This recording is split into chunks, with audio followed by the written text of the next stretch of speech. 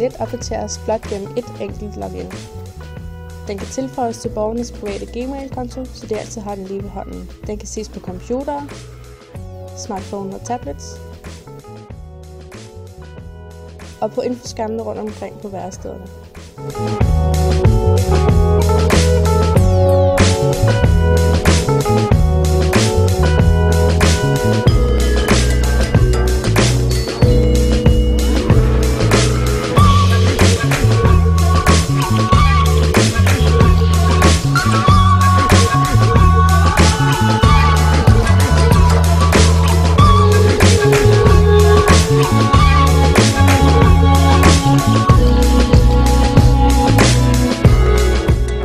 Jeg synes, det er blevet meget mere overskueligt efter den nye Google-kalender er kommet.